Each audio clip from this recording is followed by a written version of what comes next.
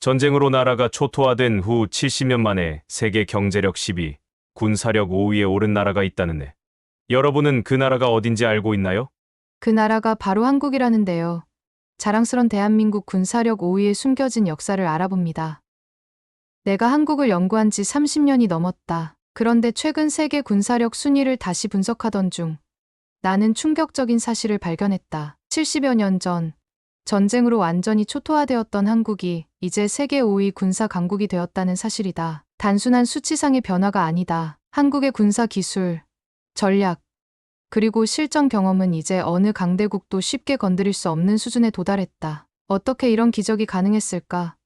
한국은 과거 가장 치열한 전쟁터에서 살아남으며 세계 최강의 군대로 변모해왔다. 지금부터 한국이 어떻게 무적의 군사 강국이 되었는지 하나하나 파헤쳐보자. 잠깐, 단 1초면 충분합니다. 구독과 좋아요 버튼을 눌러주시면 채널 운영에 큰 힘이 됩니다. 클릭 한 번으로 저에게 큰 힘을 주시기 바라며 지금부터 이 매력적인 사연 속으로 함께 들어가 보실까요? 안녕하세요. 저는 MIT에서 군사학과 교수로 학생들을 가르치고 있는 토마스 후버입니다. 오늘 강의 주제는 현대 한국군의 군사력과 그 역사적 배경입니다. 여러분 중 상당수가 알다시피 최근 군사력 평가 기관인 글로벌 파이어파워 GFP에서 한국은 세계 5위 군사 강국으로 평가받았습니다. 이는 단순한 수치상의 변화가 아니라 실제 전력과 방위 산업, 전투 경험 등을 종합적으로 고려한 결과입니다. 이제 질문을 하나 던져보겠습니다. 여러분, 한국은 어떻게 이러한 강한 군사력을 가지게 되었을까요?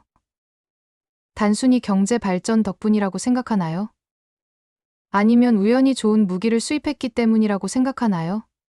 아닙니다. 한국의 강한 군사력은 역사의 필연적 결과이며 수많은 전쟁을 통해 단련된 경험의 산물입니다. 한국은 역사적으로 수많은 외침을 받아왔습니다. 그러나 그때마다 결코 쉽게 무너지지 않았고 오히려 강력한 전투력을 갖춘 국가로 성장했습니다. 한국의 군사력이 단순한 경제력의 결과물이 아니라는 사실을 알기 위해서는 먼저 과거의 전쟁들을 되돌아볼 필요가 있습니다. 일제강점기 시절 한국은 군사력을 거의 잃어버린 상태였습니다. 일본은 조선을 식민 지배하면서 조선인의 무장해제를 철저히 시행했고 독립군의 활동을 탄압했습니다. 그러나 한국인들은 이에 굴복하지 않았습니다. 만주와 중국 대륙에서는 독립군과 광복군이 일본군을 상대로 끊임없는 전투를 벌였습니다. 그 중에서도 청산리 전투는 역사적으로 매우 중요한 전투였습니다. 교수님, 그런데 조선이 독립군을 조직해서 일본군과 싸운 것은 인정하지만 조선 자체는 항상 외세에 쉽게 정복당하지 않았습니까? 강의실 구석에서 중국인 유학생이 손을 들고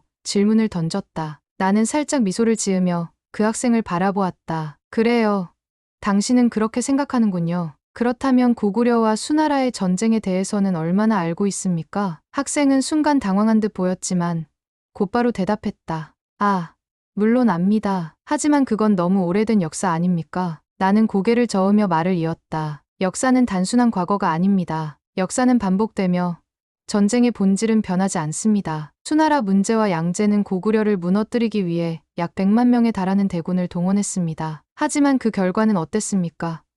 수나라 대군은 살수에서 처참히 수장되었고 결국 수나라는 멸망했습니다. 당나라 역시 마찬가지였습니다. 당태종은 고구려를 정복하기 위해 대대적인 침략을 감행했지만 안시성 전투에서 양만춘 장군이 쏜 화살이 눈에 박히는 수모를 겪고 철수할 수밖에 없었습니다. 강의실이 순간 조용해졌다. 중국인 학생은 아무 말 없이 고개를 숙였고 다른 학생들은 흥미진진한 표정으로 내 말을 경청했다. 그러자 이번에는 일본인 학생이 손을 들었다. 하지만 결국 고구려도 멸망했고 조선은 일본에게 정복당하지 않았습니까?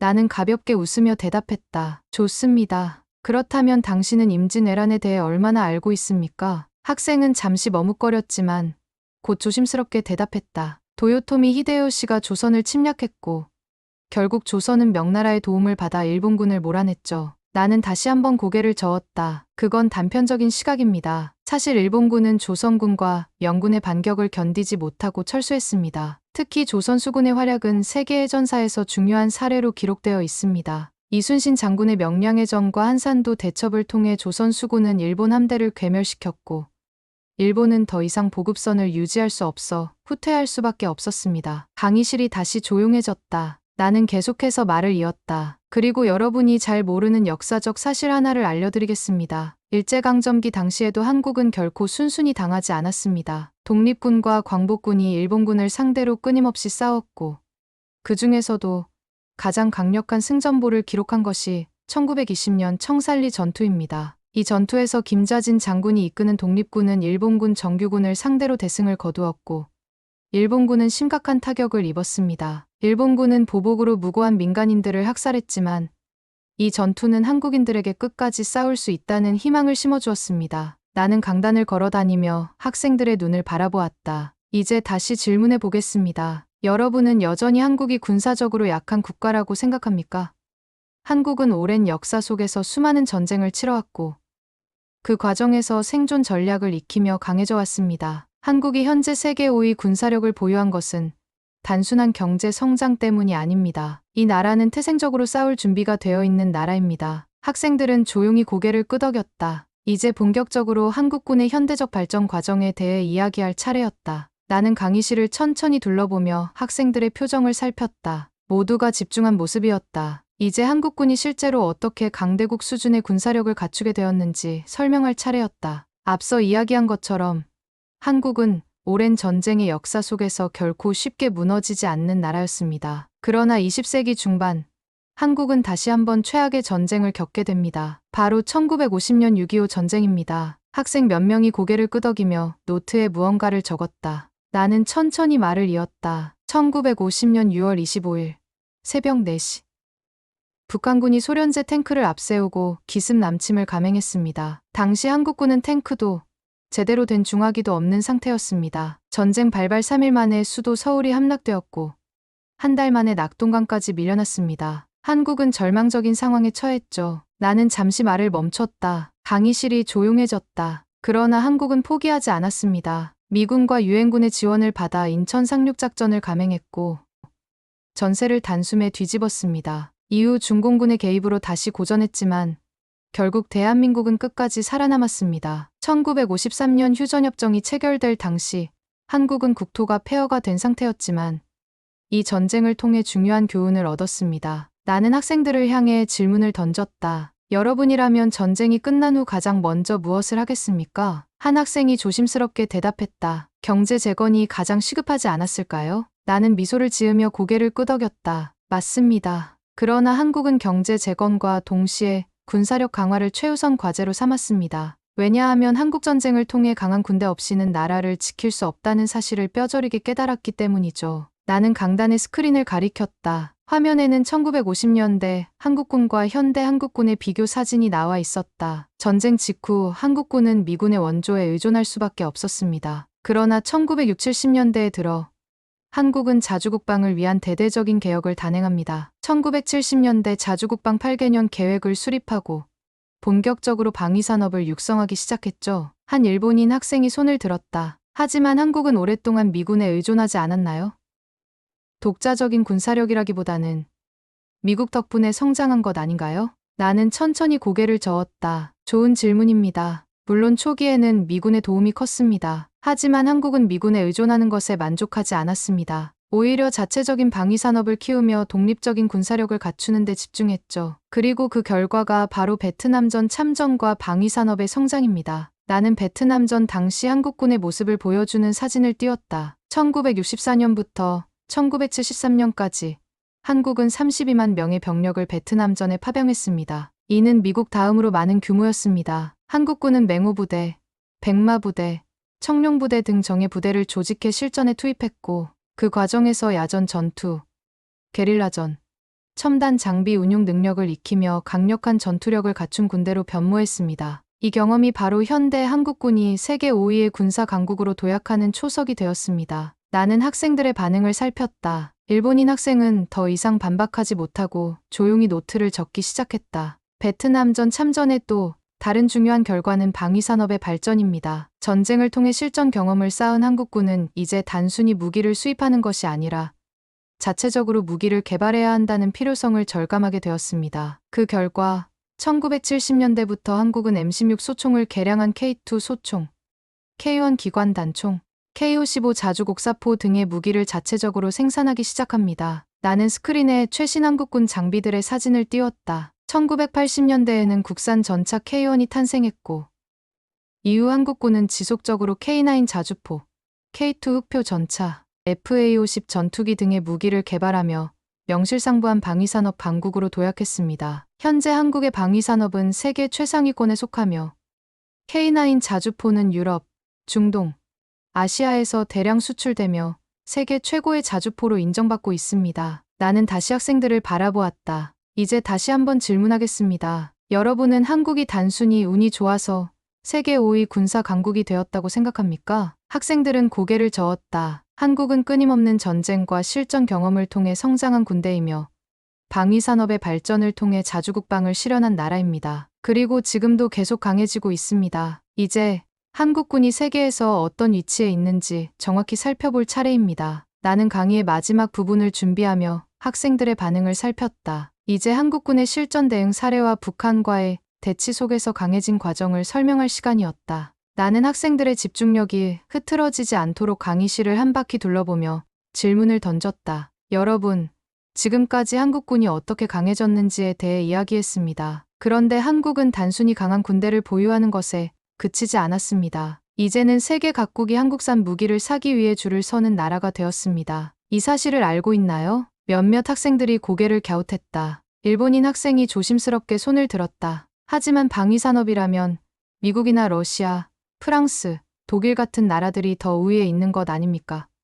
한국이 방산 수출에서 큰 영향력을 행사한다고 보기에는 아직 부족하지 않나요? 나는 빙긋 웃으며 스크린에 자료를 띄웠다. 좋은 질문입니다. 그렇다면 현재 한국의 방산 수출 순위를 살펴보겠습니다. 2022년 기준 한국은 세계 8위의 방산 수출국이며 2025년에는 5위권에 진입할 것으로 전망됩니다. 특히 최근 몇 년 사이에 한국산 무기들이 유럽, 아시아, 중동 등지에서 큰 주목을 받으며 수출량이 폭발적으로 증가하고 있습니다. 나는 스크린을 넘겨 K방산의 대표적인 성공 사례를 보여주었다. 첫 번째 사례는 K9 자주포입니다. K9은 155mm 곡사포를 장착한 세계 최고 성능의 자주포로 평가받고 있으며 현재 터키, 폴란드, 핀란드, 노르웨이, 호주, 이집트 등 수많은 나라에서 운용되고 있습니다. 특히 2022년 폴란드는 K9 자주포 672문을 주문하며 사상 최대 규모의 방산 계약을 체결했습니다. 일본인 학생이 다시 손을 들었다. 그렇다고 해도 전차 같은 무기 분야에서는 여전히 독일이 우위를 점하고 있지 않나요? 나는 기다렸다는 듯 K2 전차의 사진을 띄웠다. 바로 그 부분도 짚어보죠. 독일의 레오파드2 전차는 오랫동안 유럽 시장을 독점해왔습니다. 그런데 2022년 폴란드는 독일제 전차 대신 한국산 K2 전차 1000여 대를 구매하기로 결정했습니다. 이유가 무엇일까요? 학생들이 조용히 내 말을 기다렸다. K2 전차는 우수한 기동성과 최첨단 전자 시스템을 탑재한 3.5세대 전차로 현재 세계 최강 전차 중 하나로 평가받고 있습니다. 특히 K2 전차는 레오파드2보다 가격이 저렴하면서도 성능이 뛰어나며 빠르게 생산 및 납품이 가능하다는 강점이 있습니다. 전쟁이 길어지면서 신속한 무기 도입이 중요한 유럽 시장에서 한국산 무기가 경쟁력을 가지게 된 것이죠. 나는 다시 스크린을 넘겨 FA-50 경공격기의 사진을 띄웠다. 전차뿐만이 아닙니다. 한국의 FA-50 경공격기는 현재 필리핀, 태국, 이라크, 폴란드 등에 수출되며 유럽 시장에서도 인정받고 있습니다. 폴란드는 FA-50 전투기를 대량 도입하며 자국 공군의 핵심 기체로 채택했습니다. 나는 잠시 말을 멈추고 학생들의 반응을 살폈다. 중국인 학생과 일본인 학생 모두 더 이상 반박하지 못하는 표정이었다. 자, 이제 한국의 방산이 단순한 무기 제작 수준을 넘어 미래 전쟁을 대비하는 최첨단 기술 개발로 나아가고 있다는 사실을 살펴봅시다. 나는 스크린을 넘겨 KF-21 보람의 전투기, 초음속 미사일, 드론봇 전투 체계 등을 보여주었다. 한국은 이제 기존 무기 체계를 뛰어넘어 미래전에서 우위를 점할 수 있는 첨단 무기 개발에 박차를 가하고 있습니다. KF-21 보람에 든 한국이 독자적으로 개발한 차세대 스텔스 전투기로 향후 동남아 및 유럽 시장에서 강력한 경쟁력을 가질 것으로 예상됩니다. 무인기 드론 전투 체계는 AI 기반의 자율 전투 드론으로 개발 중입니다. 한국군은 미래 전장에서 인간과 드론이 함께 싸우는 체계를 구축 중입니다. 레이저 무기 및 극초음속 미사일 개발 상황을 보면 한국은 레이저 대공무기와 극초음속 미사일을 개발하며 차세대 전쟁에서 전략적 우위를 점할 준비를 하고 있다고 합니다. 나는 마지막으로 스크린에 세계 5위 군사력이라는 문구를 띄웠다. 이제 한국군은 단순한 방어 중심 군대가 아닙니다. 한국은 세계에서 가장 강력한 군사력을 보유한 국가 중 하나이며 방위산업 강국으로서도 세계적인 영향력을 행사하고 있습니다. 나는 학생들을 향해 질문을 던졌다. 여러분, 이제 한국이 군사적으로 강한 이유를 이해했습니까? 학생들은 조용히 고개를 끄덕였다. 일본인 학생과 중국인 학생도 더 이상 반박하지 않았다. 나는 미소를 지으며 마지막 주제로 넘어갔다. 그렇다면 이제 한국군이 실제 전장에서 어떻게 강함을 증명했는지 살펴보겠습니다. 나는 강의실을 천천히 둘러보며 말을 이었다. 지금까지 한국이 어떻게 강한 군사력을 갖추게 되었는지, 그리고 한국의 방위산업이 세계적으로 인정받고 있다는 사실을 살펴보았습니다. 그런데 중요한 것이 있습니다. 아무리 뛰어난 무기를 보유하고 있어도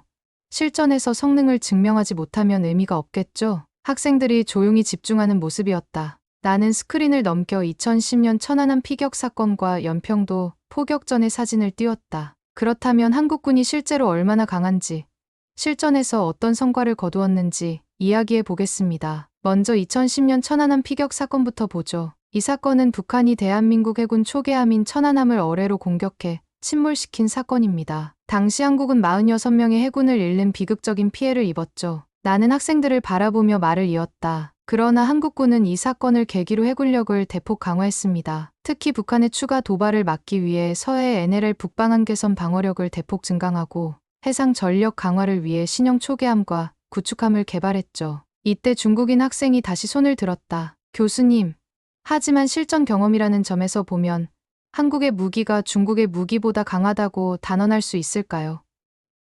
결국 중요한 건 실전 성과 아닌가요? 나는 웃으며 고개를 끄덕였다. 좋은 질문입니다. 그렇다면 2019년 인도와 파키스탄의 국경 분쟁 사례를 보죠. 나는 스크린에 K9 자주포와 중국제 SH-1 자주포의 비교 자료를 띄웠다. 2019년 인도와 파키스탄이 국경 지역에서 국지전을 벌였을 때 인도군은 한국산 K9 자주포 10문을, 파키스탄군은 중국산 SH-1 자주포 36문을 배치했습니다. 단순히 숫자로 보면 파키스탄이 훨씬 우세했죠. 하지만 결과는 어땠을까요? 나는 학생들을 바라보았다. 중국인 학생이 미간을 찌푸렸다. 결과적으로 K9 자주포가 SH-1을 완전히 압도했습니다. 인도군은 K9을 이용해 압도적인 명중률과 지속 사격 능력을 발휘하며 파키스탄군을 몰아붙였고 SH-1 36문이 모두 무력화되는 사태가 벌어졌죠. 결국 파키스탄군은 더 이상 전투를 지속하지 못하고 철수했습니다. 강의실이 조용해졌다. 나는 계속해서 말을 이었다. 이것이 바로 실전에서 증명된 K9 자주포의 강력함입니다. 단순한 수치상의 비교가 아니라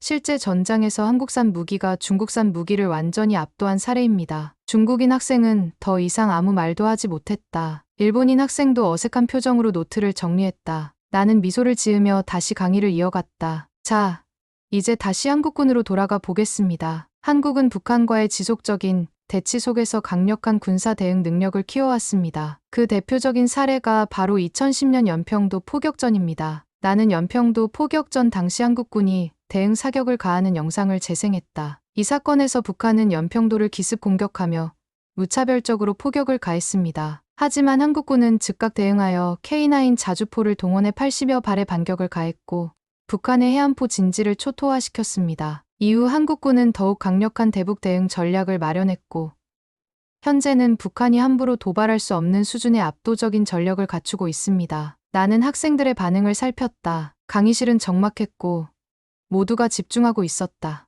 이제 한국군이 북한과의 대치 속에서 어떻게 더욱 강한 군대로 변모했는지 설명할 차례였다. 여러분, 지금까지 한국군이 어떤 역사를 거쳐 성장해 왔는지, 그리고 한국 무기가 실전에서 어떻게 강함을 입증했는지 살펴봤습니다. 하지만 한국군이 강한 이유는 단순히 첨단 무기 때문만이 아닙니다. 한국군은 세계에서 가장 치열한 대치 상황 속에서 실전 경험을 쌓으며 강해진 군대입니다. 나는 스크린을 넘겨 비무장지대 DMZ와 서해 NLL 북방한계선의 지도를 띄웠다. 한국은 현재도 세계에서 가장 긴 정전 상태를 유지하고 있는 나라입니다. 북한과의 대치는 단순한 군사적 긴장이 아닙니다. 언제든 다시 전쟁이 터질 수 있는 상황에서 70년 넘게 유지된 최전방 방어전선입니다. 나는 서해 NLL에서 벌어졌던 교전들을 보여주는 사진을 띄웠다. 북한은 1999년, 2002년, 2009년 서해에서 연평해전을 일으키며 지속적으로 도발을 감행했습니다. 하지만 그 결과는 어땠을까요? 1999년 1차 연평해전과 2009년 대청해전에서 한국 해군은 북한 해군을 완전히 압도하며 승리를 거두었습니다. 특히 2009년 대청해전에서 한국 해군은 단 2분 만에 북한 경비정을 박살내며 북한군을 퇴각시켰습니다. 나는 학생들을 바라보며 질문을 던졌다. 여러분, 이 같은 경험이 한국군에게 어떤 의미를 가질까요? 한 미국인 학생이 조심스럽게 손을 들었다. 실전 경험을 통해 더욱 강한 대응력을 갖추게 되었다는 의미 아닐까요? 나는 미소를 지으며 고개를 끄덕였다. 정확합니다. 한국군은 단순한 훈련이 아니라 실제 전장에서의 교전 경험을 통해 강해진 군대입니다. 그리고 이러한 경험은 단순한 전술적 대응을 넘어 한국군이 전쟁 억제력을 갖추는 데 기여했습니다. 나는 스크린을 넘겨 한국군이 보유한 전략 무기들을 보여주었다. 현재 한국군은 북한의 위협을 억제하기 위해 강력한 전략 무기를 보유하고 있습니다. 대표적인 것이 현무5 탄도미사일입니다. 이 미사일은 사거리 600에서 5,500km, 탄두 중량 36톤으로 북한 전역을 초토화할 수 있는 강력한 전력입니다. 학생들이 눈을 크게 떴다. 나는 계속해서 말을 이었다. 그리고 여러분이 잘 모를 수도 있는 한국의 SLBM 잠수함 발사탄도 미사일 개발이 있습니다. 한국은 세계에서 7번째로 SLBM 시험 발사에 성공한 국가이며 현재 독자적인 전략 원자력 잠수함 개발을 추진 중입니다. 한 일본인 학생이 손을 들었다. 하지만 북한은 이미 핵무기를 보유하고 있지 않나요? 한국군이 아무리 강하다 해도 핵을 가진 북한을 상대하기엔 부족하지 않을까요? 나는 고개를 저으며 대답했다. 좋은 질문입니다. 그러나 한국군은 단순히 핵에 맞서기 위한 방어 체계를 구축하는 것이 아니라 핵을 사용하지 못하도록 억제하는 전략을 운영하고 있습니다. 나는 스크린을 넘겨 현재 한국군이 운용 중인 3축 체계를 띄웠다. 첫 번째, 킬체인. 북한이 핵 공격을 감행하려는 조짐이 보이면 선제 타격을 통해 미사일 기지를 파괴하는 전략. 두 번째, 한국형 미사일 방어체계 KAMD. 북한이 미사일을 발사할 경우 즉시 탐지하고 요격하는 시스템. 세 번째, 대량응 징보복 KMPR. 북한이 실제 공격을 감행할 경우 즉각적으로 북한의 핵심 시설과 지휘부를 초토화하는 작전. 나는 학생들을 바라보며 질문을 던졌다. 이제 여러분은 한국이 단순히 방어적인 군대가 아니라 적이 도발하면 즉각 응징할 수 있는 군대라는 사실을 이해했나요? 학생들은 조용히 고개를 끄덕였다. 나는 마지막 주제를 소개하며 말을 이었다. 그렇다면 이제 마지막으로 세계 강대국들이 한국을 함부로 건드릴 수 없는 이유를 살펴보겠습니다. 나는 강의실을 천천히 둘러보며 마지막 질문을 던졌다. 여러분, 이제까지 우리는 한국군이 역사 속에서 어떻게 강한 군대로 성장했는지, 그리고 실전 경험과 방위산업 발전을 통해 세계 5위 군사 강국으로 자리 잡았다는 사실을 살펴봤습니다. 그렇다면 이제 마지막 질문을 던져보겠습니다. 세계 강대국들은 왜 한국을 함부로 건드릴 수 없을까요? 학생들은 침묵했다. 나는 미소를 지으며 스크린에 새로운 자료를 띄웠다. 1. 한미 동맹과 국제 협력 체계. 먼저 한국은 단순한 군사 강국이 아닙니다. 한국은 세계 최강의 군사력을 가진 미국과 군사 동맹을 맺고 있는 나라입니다. 여러분도 알다시피 한미 상호방위 조약에 따라 미국은 한국이 공격받을 경우 자동으로 개입하게 되어 있습니다. 즉, 한국을 공격하는 것은 사실상 미국과 전쟁을 의미합니다. 나는 한미연합훈련의 사진을 띄웠다. 뿐만 아니라 한국군은 미군과의 긴밀한 협력을 통해 세계 최첨단 전략 무기와 전술을 공유하고 있습니다. 현재 한국에는 미국의 해구산 Nuclear Umbrella가 적용되어 있으며 한반도에는 미국의 전략 자산이 상시 배치될 수 있는 체계가 구축되어 있습니다. 나는 학생들을 바라보며 질문을 던졌다. 자, 여기서 중요한 포인트는 한국은 혼자가 아니라는 점입니다. 여러분, 한국을 공격하면 어떤 일이 벌어질까요? 한 미국인 학생이 손을 들었다. 미국이 즉각 개입하겠죠. 그리고 일본도 직접적인 타격을 입을 수 있으니 가만히 있지 않을 겁니다. 나는 고개를 끄덕이며 말을 이었다. 그렇습니다. 게다가 한국은 미국뿐만 아니라 나토와도 전략적 협력 관계를 유지하고 있으며 아시아 태평양 지역에서 호주, 인도 등과 군사 협력을 강화하고 있습니다. 즉, 한국을 함부로 건드린다는 것은 전 세계적인 군사 충돌을 의미하게 됩니다. 2. 독보적인 방위산업과 자주국방 능력. 나는 스크린을 넘겨 한국의 K방산 수출 국가 지도를 띄웠다. 두 번째 이유는 바로 한국의 독보적인 방위산업입니다. 앞서 이야기했듯이 한국은 이제 단순한 무기 수입국이 아니라 전 세계가 주목하는 방위산업 강국이 되었습니다. 나는 다시 질문을 던졌다. 만약 여러분이 한국과 전쟁을 해야 한다면 어떤 문제가 생길까요? 한 유럽계 학생이 손을 들었다. 한국이 이미 많은 국가에 무기를 수출했으니 한국의 무기를 사용하는 나라들이 한국을 도울 가능성이 높겠네요. 나는 크게 고개를 끄덕였다. 정확합니다. 한국은 이미 폴란드, 핀란드, 호주, 사우디아라비아, 인도네시아 등 수십 개 국가에 무기를 수출하며 국제적인 방위 네트워크를 구축했습니다. 즉, 한국을 공격하는 것은 단순한 한 국가와의 전쟁이 아니라 한국 무기를 사용하는 여러 나라들과의 군사적 충돌을 초래할 수 있습니다. 학생들은 조용히 고개를 끄덕였다. 참, 전쟁 억제력을 갖춘 한국군. 나는 스크린을 넘겨 한국군의 전략 무기 리스트를 띄웠다. 세 번째 이유는 바로 전쟁 억제력입니다. 한국군은 단순한 방어용 군대가 아닙니다. 적이 도발하면 즉각 응징할 수 있는 강력한 공격 능력을 갖춘 군대입니다. 나는 강단을 걸어다니며 학생들의 눈을 바라보았다. 이제 여러분은 왜 한국이 세계 5위 군사력을 보유한 강대국으로 평가받는지 이해했습니까? 학생들은 다시 한번 조용히 고개를 끄덕였다. 나는 마지막으로 스크린을 넘겼다. 자, 한국군의 미래에 더 강한 군대로 나아가다. 나는 스크린에 KF-21 보람의 전투기, 한국형 항공모함 CVX, 무인 전투 체계 등의 사진을 띄웠다. 여러분, 한국군은 여기서 멈추지 않습니다. 현재 한국은 차세대 전투기 KF-21 항공모함 CVX, AI 기반 무인 전투 시스템 등을 개발하며 2040년까지 세계 3, 4위 군사력으로 도약할 준비를 하고 있습니다. 나는 마지막으로 학생들을 향해 질문을 던졌다. 자, 이제 다시 질문해 보겠습니다. 한국은 세계 군사력 5위 국가로 평가받을 자격이 있습니까? 학생들은 일제히 고개를 끄덕였다. 심지어 중국과 일본 학생도 더 이상 반박하지 않았다. 나는 미소를 지으며 강의를 마무리했다. 한국군은 단순한 경제 성장의 결과물이 아닙니다. 전쟁을 겪으며 단련된 군대이며 실전 경험을 통해 강해진 군대입니다. 그리고 한국군이 가진 힘은 단순한 무기에서 나오는 것이 아니라 국민들의 강한 의지와 결코 포기하지 않는 정신력에서 비롯된 것입니다. 이것이 바로 한국군을 세계에서 누구도 쉽게 건드릴 수 없는 이유입니다. 나는 마지막으로 스크린을 넘겼다. 강한 군대가 강한 국가를 만든다. 강의실이 조용했다. 그리고 곧 학생들의 박수가 터져 나왔다. 오늘의 사연은 여기까지입니다. 한국군은 수많은 전쟁을 겪으며 강한 군대로 성장했고 6.25 전쟁의 폐허 속에서도 자주국방을 실현하며 세계 5위의 군사 강국으로 도약했습니다. 실전 경험과 첨단 방위 산업의 발전을 통해 한국의 무기는 세계적으로 인정받으며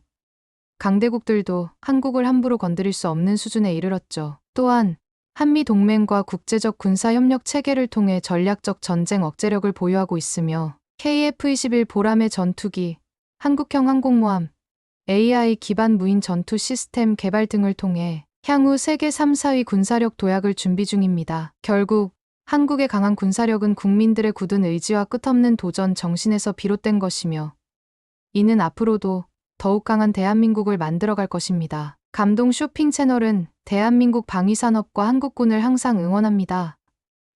이 영상이 유익했다면 구독과 좋아요 부탁드립니다. 그리고 다음에는 어떤 군사 이야기를 더 다뤄볼까요?